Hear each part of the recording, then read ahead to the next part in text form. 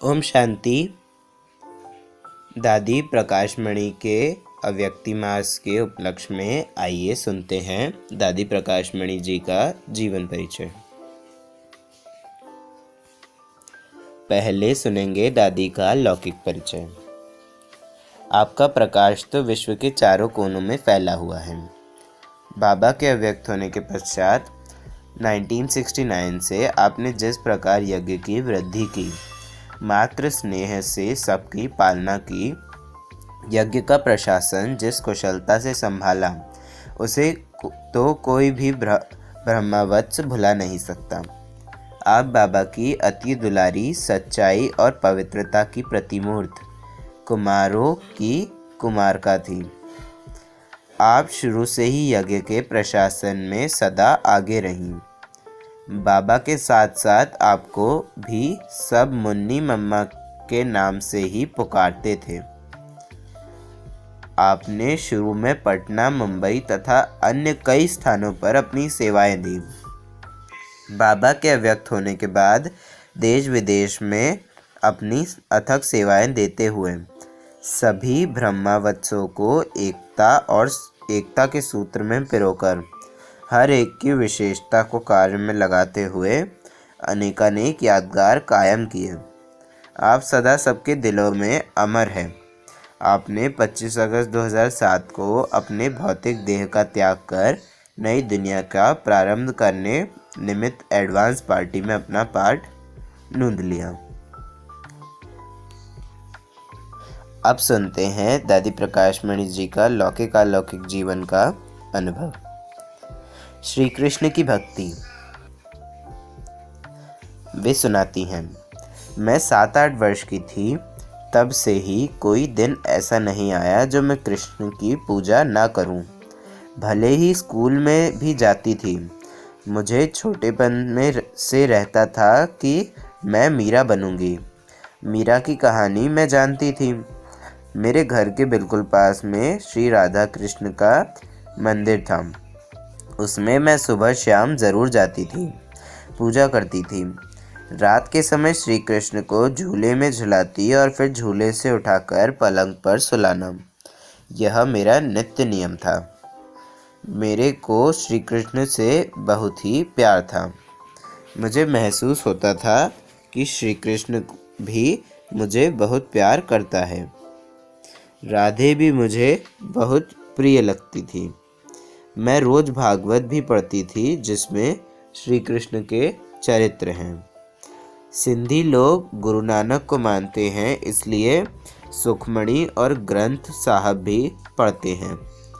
उस समय स्कूल में रिलीजियस पीरियड होता था। छोटेपन में पहले जप साहेब पढ़ाया, फिर सुखमणि पढ़ाई, फिर गीता पढ़ाई। यह सब पढ़ने में बहुत मज़ा आता था। भागवत, रामायण आदि भी ज्ञान में आने से पहले पढ़ लिया था। कभी किसी से डांट नहीं खाई। स्कूल में रिलीजियस पीरियड में मैं हमेशा फर्स्ट आती थी। मुझे कम से कम 75 या 80% मार्क्स अवश्य मिलते थे। मुझे पढ़ाई से भी बहुत प्यार था। हमेशा पहला, दूसरा या तीसरा नंबर लेती थी, इसलिए स्कूल में सभी टीचर्स का मुझसे बहुत प्यार था। खेल कूद में इतना समय नहीं देती थी। लौकिक घर में माता पिता और मैं, हम 3 ही थे। बहनें बड़ी थी, वो अपनी ससुराल में रहती थी। मैं ना कभी बाजार की कोई चीज़ खाती थी, ना कोई ऐसी सहेलियाँ थीं। फैशन का शौक़ नहीं था। कोई बाहर का बुरा संग मुझे नहीं था। सहेलियाँ आती भी थीं तो पढ़ाई के नाते से। एक बड़ा मैदान था, वहाँ गर्मी में शाम को थोड़ा खेलते थे, नहीं तो घर में ही रहते थे। घर में माता पिता भी सत्संग में रुचि रखने वाले थे। मुझे स्मृति नहीं कि कभी माता पिता की डांट खाई हो, या कभी माँ ने थप्पड़ मारा हो, या कभी घर में लड़ाई हुई हो, कभी नहीं। गुस्सा कभी घर में नहीं होता था। 3री कक्षा से 6ठी कक्षा तक हमने साल में 2-2 परीक्षाएं दी। हर 6 मास में मैं अगली कक्षा में चली जाती थी। जब ज्ञान में आई तो 14 साल की थी और मैट्रिक पढ़ ली थी। मुझे याद नहीं कि मैंने कभी झूठ बोला हो या चोरी की हो।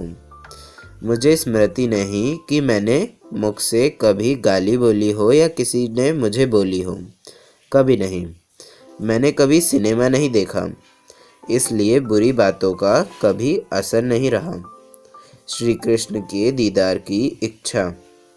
लौकिक बाप स्वामी गंगेश्वरानंद के चेले थे। उनके अंदर पवित्रता का बहुत पहले से संस्कार था। वो ज्योतिषी भी थे। भले ही बिजनेसमैन थे, पर शाम को अपने घर आने पर शास्त्रों की कोई ना कोई बात अवश्य बताते थे। स्वामी जी के पास जाते थे तो हमें ज़रूर लेके जाते थे। ज्योतिष होने के कारण उनको मालूम था कि यह बेटी शादी नहीं करेगी, मीरा बनेगी। भले ही उन्होंने हमें कारण नहीं बताया, पर सबको कहते थे कि यह बेटी शादी नहीं करने वाली है। लौकिक बहनों के ससुराल पक्ष के लोग फैशनेबल और खाने पीने वाले थे। वे मुझे बुलाते थे क्योंकि घर में छोटी मैं ही थी। वे सोचते थे घुमाने फिराने के लिए यही एक है, पर मैं उनके संग जाती नहीं थी।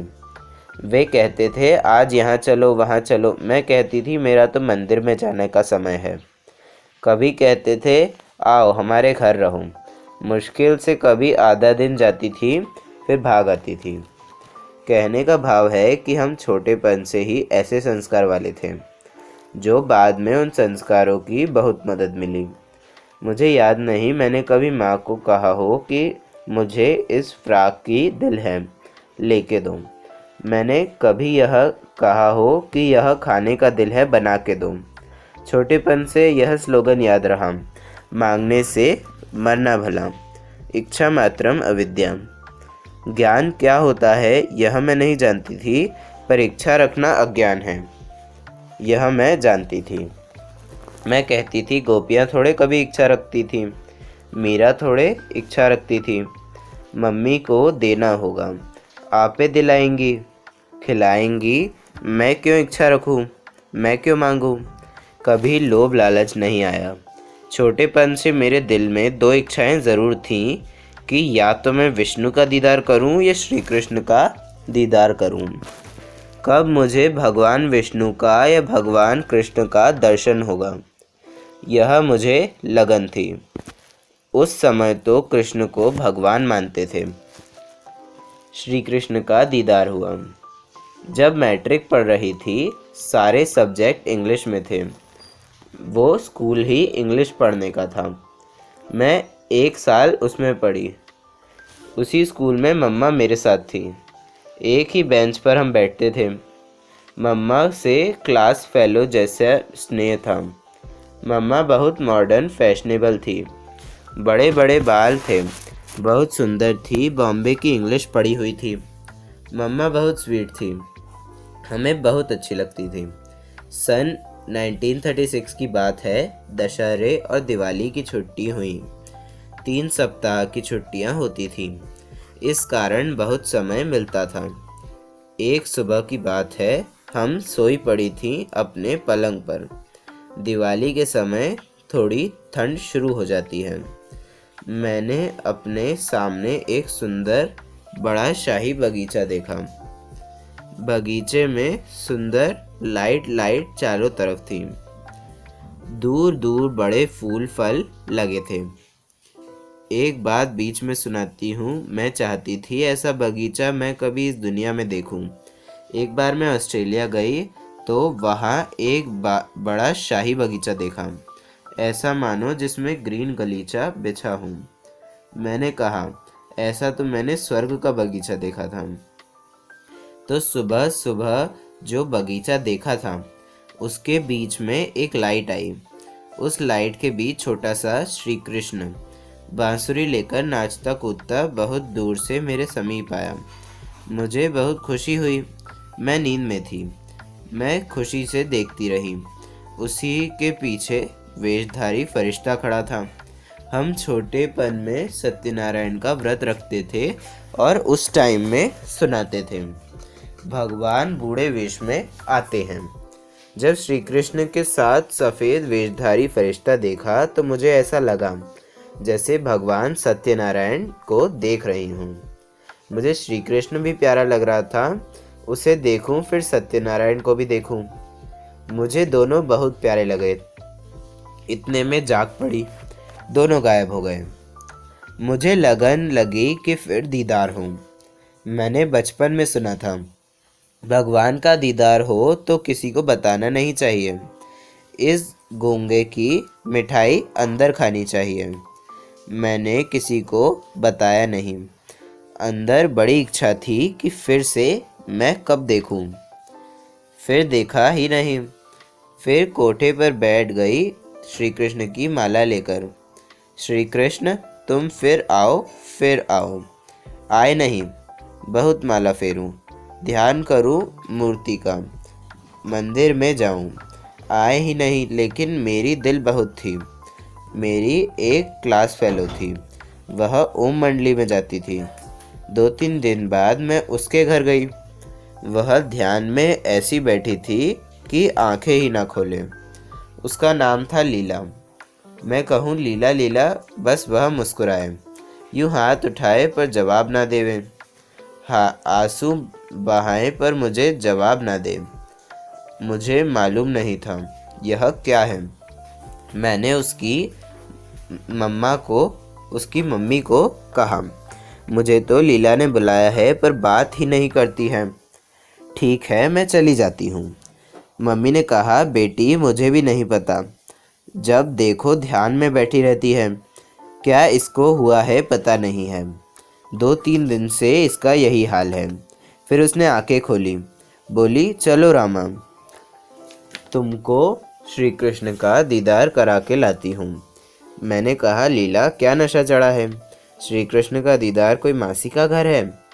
कहती है श्री कृष्ण का दीदार कराऊंगी। मैं कितनी पूजा करती हूँ, होता ही नहीं है। अब तुम मुझे दीदार कराओगी? जैसे बच्चियाँ हंसी मजाक करती हैं ऐसे मैंने कहा। बोली हाँ कराऊंगी। मैंने कहा चलो। बोली आज तो शाम हो गई, कल कराऊंगी। बाबा ने पहले सत्संग किया भाऊ विश्व किशोर के घर, अपने घर नहीं। वो घर 5-7 मिनट की दूरी पर था। बाबा सुबह 10 बजे सत्संग कराता था, क्योंकि भाई लोग तो दुकान आदि पर जाते थे। माताएं 10 से 11 बजे तक फ्री होती थी। थोड़ा बड़ा कमरा था, इधर पलंग उधर पलंग, बीच में गद्दी थी। वहाँ सत्संग होता था। जैसे पाठशाला शुरू करते हैं ना, ऐसे यज्ञ की स्थापना गीता पाठशाला की तरह हुई है। पिताजी ने ओम मंडली में जाने की आज्ञा दी। हमारा नियम था, मम्मी पापा की छुट्टी के बिना कभी दरवाजे से बाहर नहीं जाती थी, कभी मम्मी पापा के सामने जवाब नहीं देती थी, आज्ञाकारी रहती थी। मम्मी पापा का प्यार भी रहता था, कंट्रोल भी रहता था।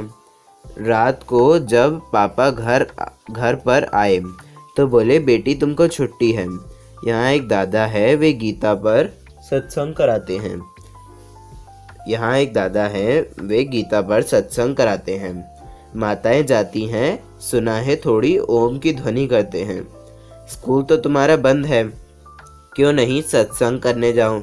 मैंने कहा, वो दादा कौन है? फिर मुझे बताया। मैंने भी कहा, आज मैं लीला के पास गई थी, उसने भी कहा चलो वहाँ श्री कृष्ण का दीदार होता है। पापा ने कहा, हाँ ओम ध्वनि भी होती है। तुम जाओ बेटी जाओ, तुम्हारा कृष्ण से प्यार है ना बेटी। फिर मैं सुबह में गई। अच्छा, यह था इस वीडियो का पार्ट 1। अगले पार्ट को सुनने के लिए चैनल को सब्सक्राइब करें। अच्छा, ओम शांति।